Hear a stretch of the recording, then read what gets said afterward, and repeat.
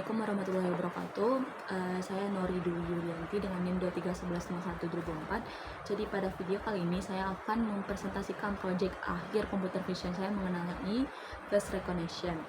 Nah, jadi di sini computer vision itu sendiri merupakan sebuah cabang kecerdasan buatan yang bisa memperoleh, mengolah, dan memahami informasi secara digital. Nah, di sini proyek saya itu mengenai face recognition, dimana itu sangat berbeda dengan detection. Kalau deteksi itu dia cuma melakukan deteksi terhadap objek, misalnya di sana ada orang seperti itu. Sedangkan recognition dia itu lebih bersifat mengenali ada orang dan siapa orang itu, begitu. Mungkin kita langsung saja ke permasalahan kenapa sih face recognition ini sangat diperlukan di kehidupan nyata. Nah, seperti yang kita ketahui, face recognition ini sangat kita perlukan di kehidupan nyata karena ini sangat benar-benar berguna di kehidupan nyata kita, seperti di handphone kita masing-masing itu Face ID, juga ada smart door, CCTV buat memindai yang mudah digunakan di kota-kota besar seperti itu. Nah, di sini saya akan memulai masuk ke pembahasan tentang proyek saya. Nah, di sini saya akan menjelaskan tentang library yang saya angkat terlebih dahulu. Jadi pada proyek kali ini saya menggunakan library face recognition, di mana library face recognition ini sebenarnya menyediakan implementasi lengkap untuk face recognition.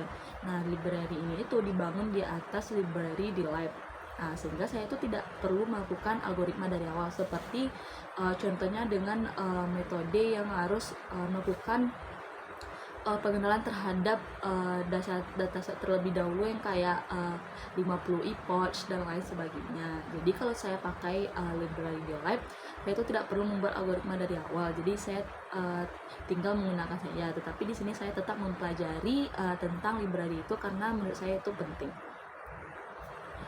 Jadi yang sebenarnya terjadi pada program saya itu, yang pertama kan saya melakukan codingan Python. Setelah codingan Python itu dia akan masuk ke library face recognition tersebut. Dari library face recognition itu dia juga bakalan turun ke library DLive. Nah, dari library DLive dia akan melakukan model deep learning seperti itu. Jadi artinya itu ketika saya memanggil suatu fungsi, sebenarnya library-nya menjalankan serangkaian algoritma computer vision secara otomatis, tapi tidak terlihat di kasat mata.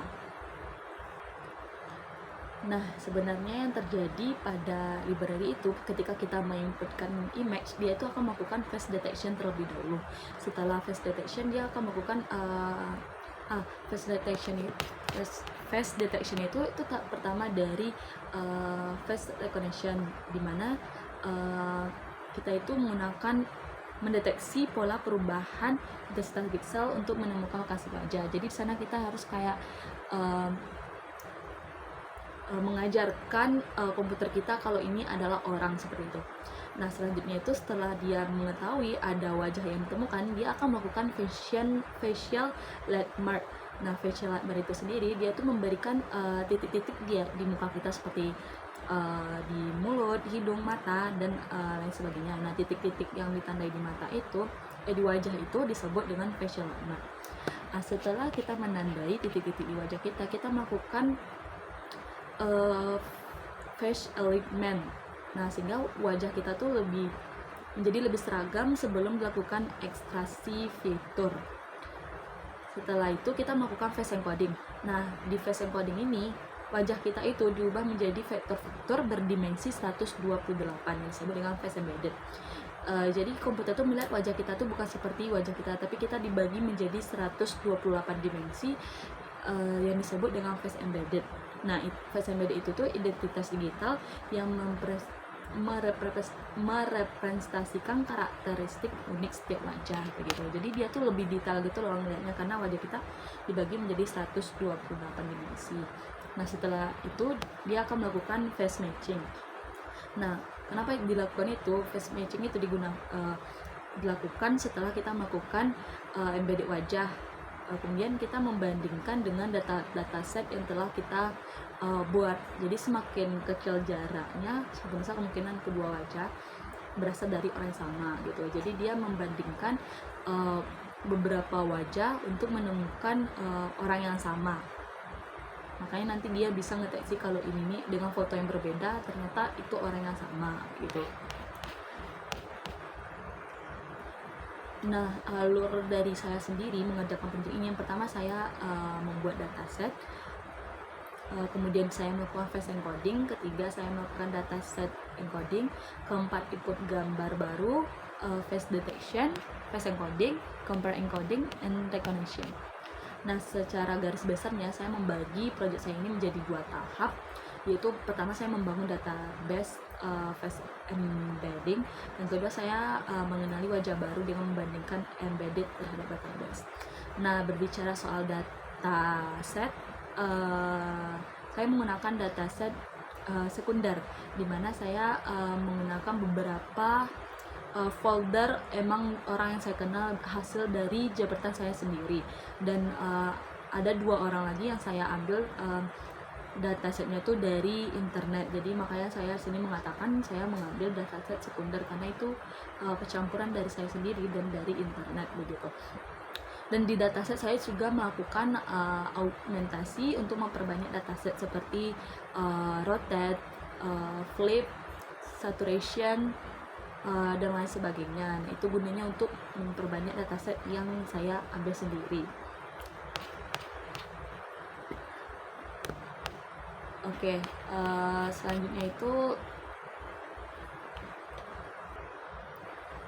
selanjutnya saya akan mendemokan tugas saya, dan saya akan menjelaskan kode program yang setelah saya tulis di slide selanjutnya. Oke, jadi di sini saya melakukan import library terlebih dahulu, di mana saya sini menggunakan library face recognition dengan di dalamnya itu ada DLive. Nah, itu tuh digunakan untuk mendeteksi wajah, menghasilkan face coding, dan melakukan proses pencocokan. Dan DLive itu sendiri dia akan mengubah menjadi 128 dimensi. Nah, selanjutnya saya melakukan metode yang saya gunakan untuk mengupload dataset itu, saya unggah dalam bentuk zip yang berisi beberapa folder dengan identitas masing-masing. Seperti ini.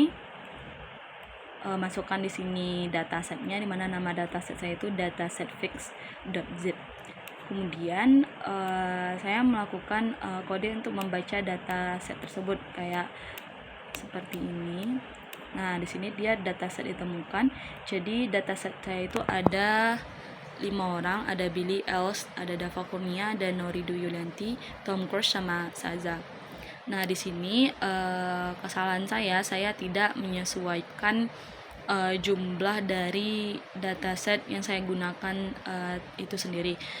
Kenapa saya tidak menyesuaikannya lagi? Karena menurut saya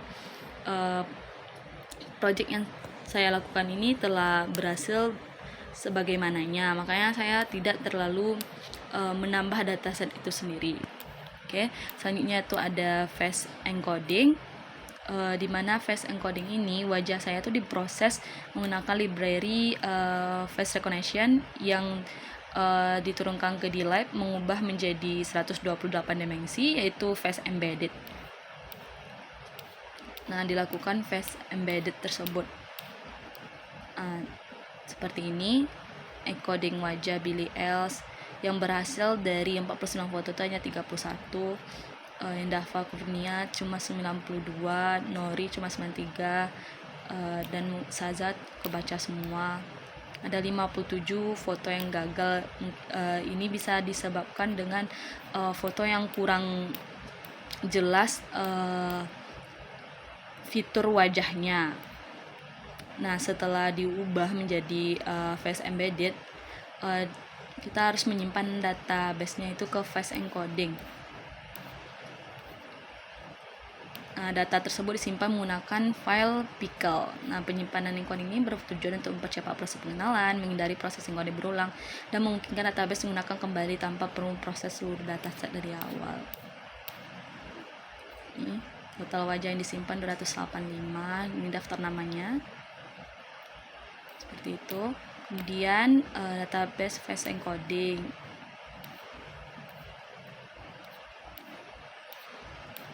Seperti itu.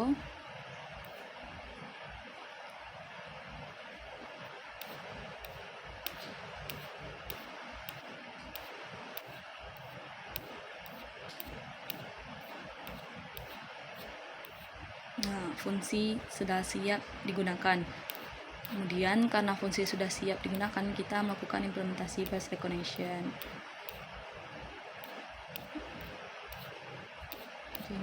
Di sini saya menggunakan metode untuk memasukkan fotonya itu dari codingan juga kayak dataset tadi. Nah, ini masukkan foto kebaca. Ini Dava Kurnia 60,7%, Nori Dwi Yulianti 66,4%. Jadi ini berhasil karena fotonya juga jelas dan sistem bisa menemukan hasil deteksi dua wajah ditemukan dengan kemiripan sekian persen. Oke, kemudian saya mencobakan lagi karena saya tidak puas dengan satu hasil.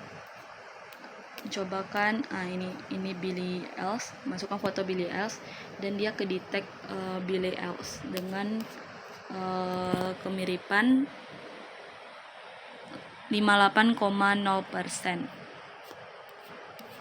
Selanjutnya, di sini saya memasukkan foto screenshotan. Ternyata dia tetap bisa membaca, di mana ini Nori dan ini Saza. Dengan kemiripan Nori itu ada di 67%, Saza di 65,7%.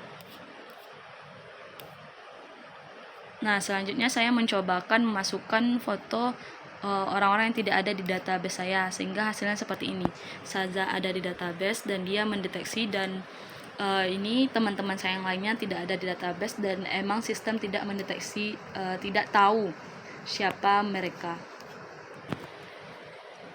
Jadi foto 1 tidak dikenal, Saza dengan kemiripan segitu, foto 3 juga tidak dikenal, tapi dia ditemukan 3 wajah. Dan saya cobakan lagi dengan foto Saza sebenarnya yang ada di dataset, tetapi terpotong, jadi sistem tidak menemukan wajahnya karena wajahnya sebagian besar terpotong. Sedangkan ini wajah yang kurang jelas tetapi emang tidak ada di dataset, terdeteksi tidak dikenal. Makanya di sini ditemukan 1 wajah karena wajah si Sazanya terpotong seperti itu. Kemudian saya mencobakan foto lagi yang lebih jelas dan terdeteksi lagi. Cobakan dengan foto yang menurut saya pencahayaan yang sangat kurang, dimana di sini juga mukanya rada blur dan kita juga rada gelap, tetapi sistem tetap bisa membacanya. Nah, saya mencobakan lagi foto Tom Cruise dan sistem dapat membaca. Nah, di sini saya memasukkan foto yang ramai dengan 6 wajah, tetapi di sini hasil deteksinya 0 wajah ditemukan. Hal ini terjadi karena foto yang saya lakukan itu terlalu jauh sehingga sistem tidak bisa membaca wajah yang ada, sehingga tidak ada wajah yang terdeteksi oleh sistem. Oke, jadi berdasarkan pengujian yang telah kita lakukan sebelumnya, kita bisa lihat kalau wajah dapat dikenali jika dia memiliki pencahayaan yang bagus, wajahnya menghadap ke kamera, dan dengan resolusi yang tinggi. Dan sedangkan dia tuh tidak memiliki kesulitan untuk mengenali jika wajahnya terpotong, dan juga kalau jarak wajahnya terlalu jauh sehingga sistem tidak bisa mendeteksi adanya wajah di sana. Jika wajah tidak dapat dideteksi sehingga wajah juga tidak dapat dikenali.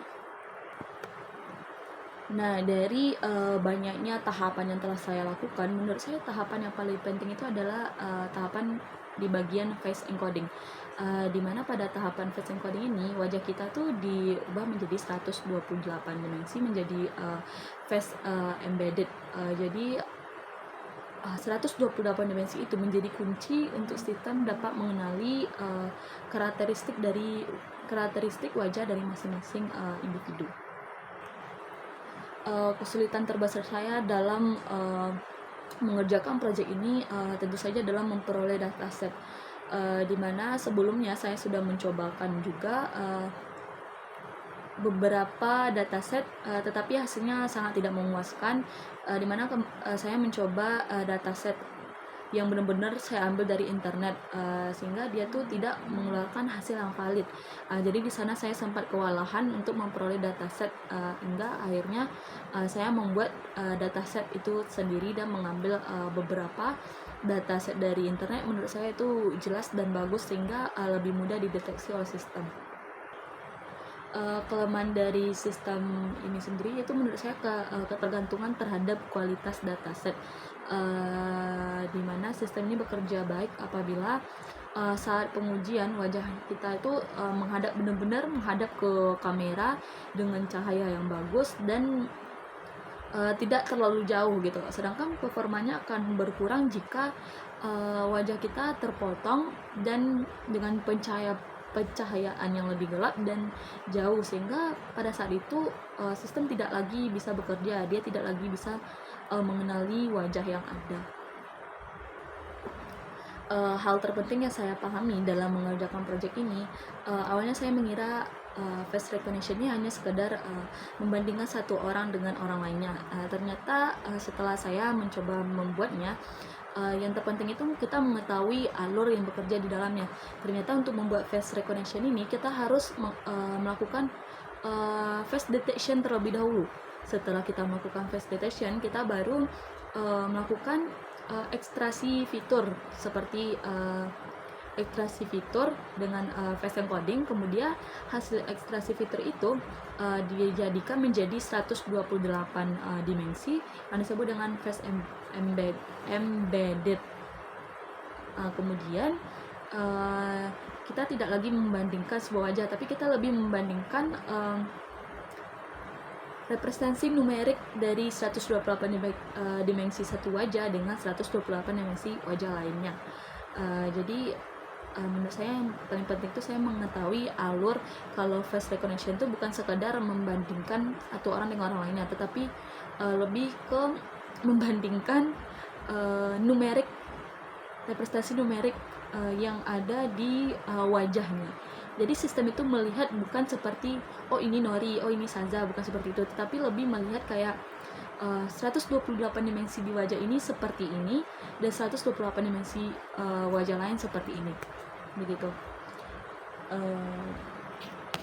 Oke, saya rasa sekian penjelasan saya tentang project akhir computer vision ini. Melalui project kali ini saya tidak hanya mempelajari menggunakan library face recognition, tapi saya juga mempelajari tentang library di baliknya seperti Daylight, dan kenapa kita dengan sangat mudah bisa menggunakan library tersebut, padahal sebenarnya yang terjadi di dalam library itu sangat-sangat kompleks. Oke, assalamualaikum warahmatullahi wabarakatuh.